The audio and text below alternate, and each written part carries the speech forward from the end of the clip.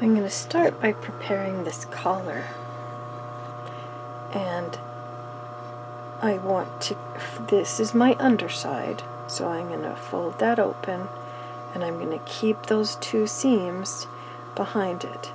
Not pressed open, but both of them together behind. And I can't really go much further back than that. Do you see how I'm pulling that apart?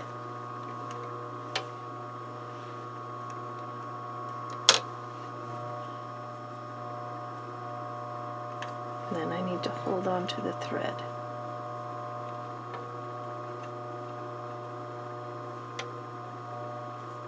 And then I'm moving this so I'm stitching just to the side,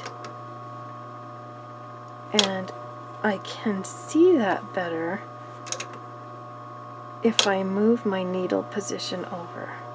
So I have this lined up as if I'm going to stitch right down that stitching line, as if I'm going to do stitch in the ditch.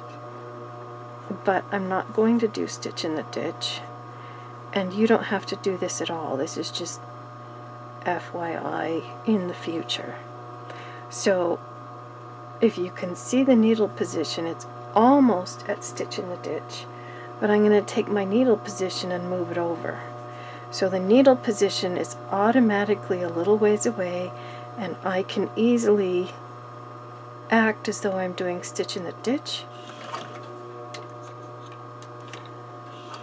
but the needle position is to the side, and that's one of my favorite little things that I like to do, because then I can get a nice straight line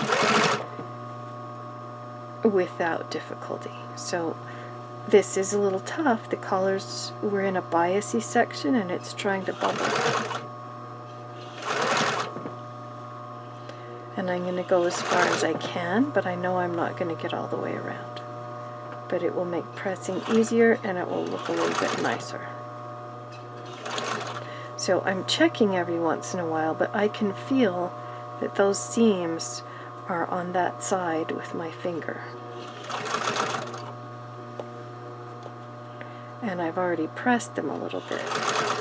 And to be honest, if I'm in a fast-paced working environment and I don't want to be up and down pressing the collar back and forth, I might just edge stitch the collar out of my way so that I don't have to spend as much time pressing it.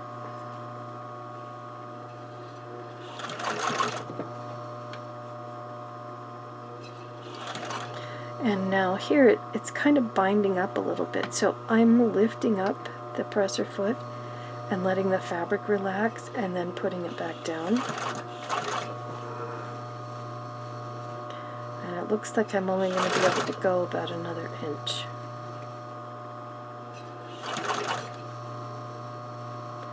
And I usually have the camera where I can see and make sure that you can see.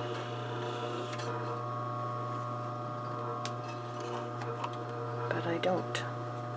So now I'm going to lift that up and pull it out and clip my stitching line. And you can see that the seam is open and it's stitched to one side, and both seam allowances are pressed to one side. And then I'm going to trim 1/8 of an inch of that seam allowance off all the way to the end of the collar. And so you've got 2 little rows of stitching there. And if I'm concerned about it, I would even get my fray check out. I wouldn't do that for this one, but you could get your fray check out and put fray check on the seam allowance side and not so much that it bleeds into the collar side. And if it were a full-scale collar, I would take this and pull it under and stitch part way down the inside of the collar, but this is too tiny to do that with. So when I go over to press it, I'm going to end up trimming the seams.